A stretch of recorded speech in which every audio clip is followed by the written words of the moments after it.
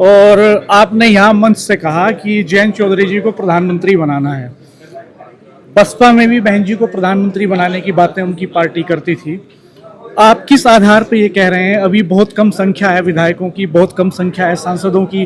क्या मान के चलें कि 27 में आपकी पार्टी का वजन बढ़ने जा रहा है, हिस्सेदारी बढ़ने जा रही है? हम लोग मेहनत कर रहे हैं, 100% बढ़ेगा। देखो हम लोग समाज, देखो एक बात सुनो, ये हमारा राजनीतिक दल है, ठीक है, जो किसानों से, युवाओं से, वंचितों, दलितों, पिछड़ों से जुड़ा हुआ है और जुड़ाव रखते हैं। और हम लोग जो है इन सब वर्गों में जा रहे हैं। तो हर व्यक्ति चाहता है, हर कार्यकर्ता की मंशा होती है कि हमारा नेता उच्च पद पर बैठे। किसकी मंशा नहीं होती? यदि हम ख्वाब ऊंचा देख रहे हैं तो फिर काम कैसे करेंगे? चड्ढा साहब, धन्यवाद मंत्री जी, आपने समय दिया। चड्ढा साहब, आप प्रोफेशनल मंच को लीड कर रहे हैं। जी जी जी। और काफी अच्छा सम्मेलन आज आपने किया। नहीं अच्छा, और शुरुआत अच्छी है। जी जी, जी, जी। तो जी। क्या लक्ष्य है, क्या टारगेट है? चूंकि बुद्धिजीवी वर्ग को एक मंच पे लाना और उसकी लड़ाई लड़ना आसान काम नहीं होता। नहीं, बहुत मुश्किल काम है। लेकिन मेरा यही है मानना, आप शुरुआत कीजिए, आगे आगे देखिए होता है क्या। और हमारी शुरुआत आज इतनी अच्छी हुई, इसके ज़्यादा मैं और कुछ नहीं कहूँगा। हमको अच्छा लग रहा है कि हमारा जो भी आने वाला है वक्त वो बहुत अच्छा होगा।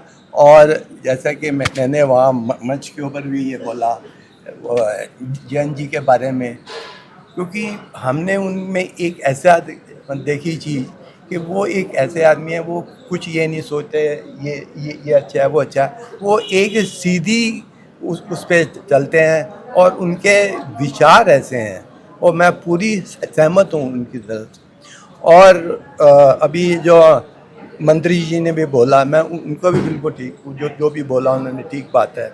लेकिन हमारा जो है मंच, ये जैन जी ने हमें बोला कि आप पहले विधि का था मैं हेड, तो उन्होंने कहा कि इसमें नहीं रहना है, आप इसका विस्तार करिए। तो मैंने बोला जी ये तो आपने हमें बताना है, क्योंकि आप as far as RLD is there, तो आप उसके हेड हैं। तो उन्होंने फिर बताया उसमें तो बहुत लोग हैं आपके पास, उसमें वकील भी हैं, CA भी हैं, समाज के जो सब बड़े बड़े बुद्धिजीवी लोग, अगर आप उनको मिलके उनको ये देंगे, देखिए विचारधारा तो उनकी है RLD की, उसी को हम इस शेप में लाके आगे समाज की सेवा हम जैसे भी कर सकते हैं हम करेंगे।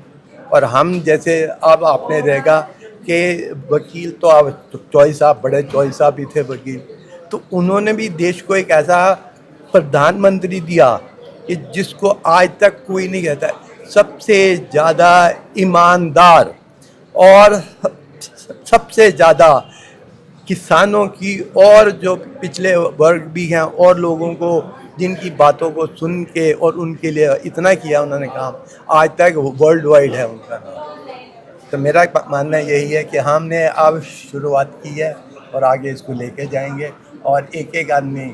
और एक मेरा थोड़ा ये भी है कि महिलाएं इतनी नहीं हैं, मैं उनसे भी आग्रह करूँगा क्योंकि आप आइए, क्योंकि उनका आज थोड़ा सा वो वर्ग ही मैं ये बोल सकता हूँ कि उनका वर्ग बहुत आगे आ रहा है हर एक जगह। अब हमारे यहाँ सुप्रीम कोर्ट ले लीजिए, हाई कोर्ट के ये बार एसोसिएशन में सुप्रीम कोर्ट ने खुद कहा कि महिलाओं के लिए आप इतनी सीटें छोड़ दीजिए। तो ये एक हमारा वर्ग है, लेकिन जो आगे आने वाले और हैं, इंजीनियर्स ऐसी हैं, तो वहाँ पर भी अभी इस मंच के जब हुआ फंक्शन तो मैंने देखा अभी इतने लोग नहीं हैं महिला जी, हालांकि हमारी महिला के प्रकोष्ठ के थे यहाँ पर आए थे अध्यक्ष, तो लेकिन मैंने औरों से भी रिक्वेस्ट करी और उज्जवल साहब से भी की, इनसे भी कर रहा हूँ कि उनको भी लाइए हमारे साथ आए। डॉक्टर साहब, हस्तिनापुर क्षेत्र में आप संभाल रहे हैं इस प्रोफेशनल मंच को, ये जो चुनौतियां चड्ढा साहब ने गिनाई, इनको कैसे ओवरकम करेंगे? बस जो विचारधारा है, जो एक कन्फ्यूजन है, हमें जैसे ये हमने एक संगोष्ठी की, ये हमारी पहली संगोष्ठी है।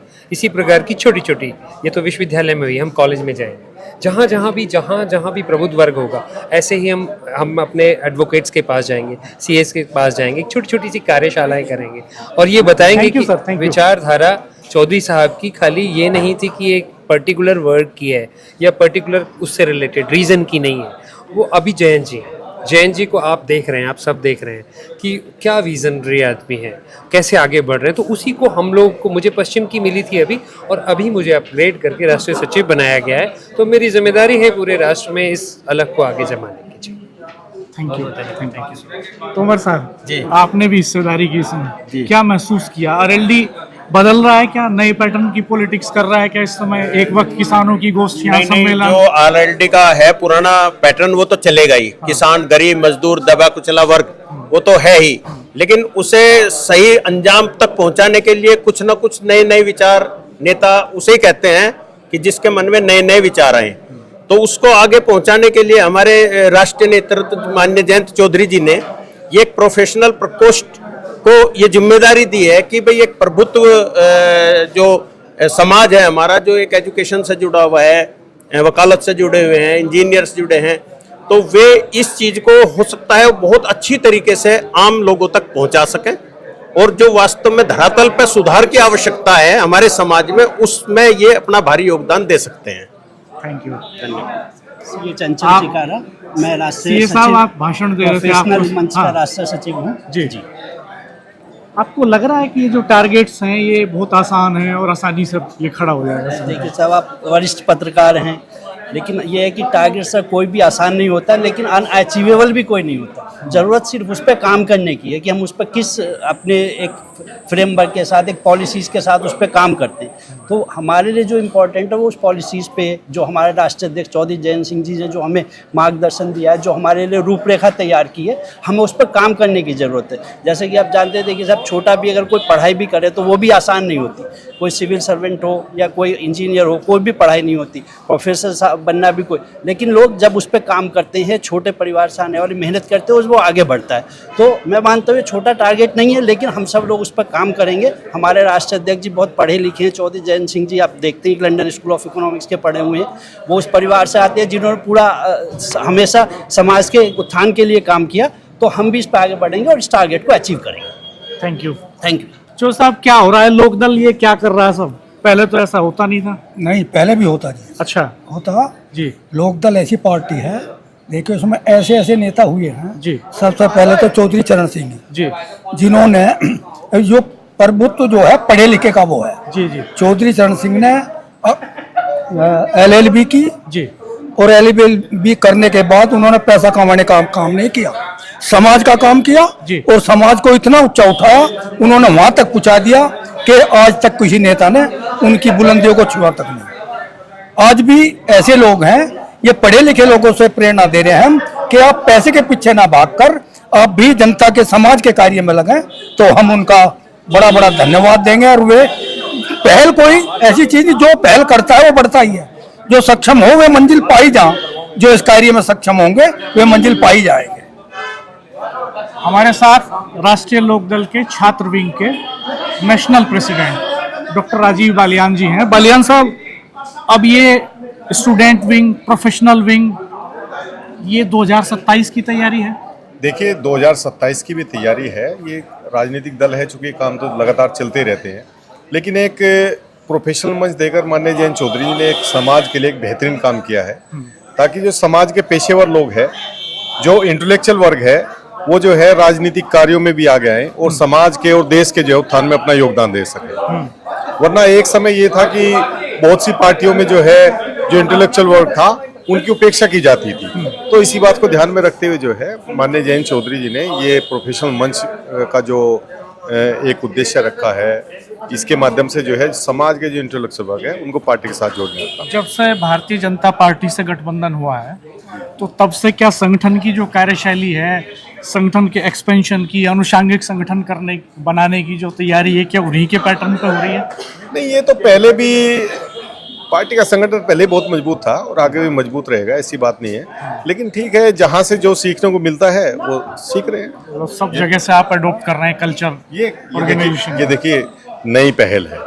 पहले क्या था, मेन विंग होती थी और युवा विंग होती थी। उसके बाद जो है माननीय जयंत चौधरी स्टूडेंट विंग बनाई है, आपका ये प्रोफेशनल मंच दिया है, अनुसूचित मोर्चे के लिए सामाजिक न्याय मंच का प्रस्ताव दिया था, उस पे काम चल रहा है बहुत अच्छा हमारा। हमारे अल्पसंख्यक मोर्चे हैं, तो हमारे जितने भी मोर्चे हैं सभी अच्छी तरह काम कर रहे हैं। जो हमारे फ्रंटल संगठन है वो मजबूती के साथ खड़े हैं पार्टी के साथ। धन्यवाद बालियान साहब बात करने के लिए। ये धूम सिंह जी हैं। धूम सिंह जी यहाँ पे जलपान की व्यवस्था देख रहे थे आरएलडी के प्रोफेशनल मंच के सम्मेलन में। और धूम सिंह जी का खाना हम में से बहुत सारे लोगों ने खाया होगा, आपने भी खाया होगा। ये यूनिवर्सिटी कैंपस का मैस चलाया एक लंबे समय इन्होंने, और जब मैं यूनिवर्सिटी का स्टूडेंट रहा तब धूम सिंह मैस चलाते थे और कई बार हम इनसे लड़ झगड़ भी लेते थे। कठिन परिस्थिति में चलाया मैं हमने जी। अच्छा। उस टाइम बहुत ही अव्यवस्थाएं होती थी छात्रावास में। हाँ। हमने ये राणा जी हमारे साथ थे, इन्होंने काफ़ी संघर्ष देखा, हमने संघर्ष करा जी। उस समय को हम याद करते हैं, आज के दिन उस समय काफ़ी कठिन समय था जी हमारे टाइम पे। अच्छा बनाते थे, आपका खाना याद आता है अभी। देखो जी समय समय की बात है, सब उससे हम संघर्ष करा आप लोगों ने, काफ़ी महंगाई समय विषम परिस्थिति में काम करा हमने उस टाइम, पर हमारा थोड़ा यहाँ रोजगार स्थायी नहीं हो पाया कहीं, इस चीज़ का दुख है हमें। हाँ चलिए कोई नहीं, आपको याद करते रहते हैं लोग ऐसे सम्मेलनों में कार्यक्रमों में, राणा जी का ये भी बहुत-बहुत अच्छी धन्यवाद। बात है। कैसे हैं आप?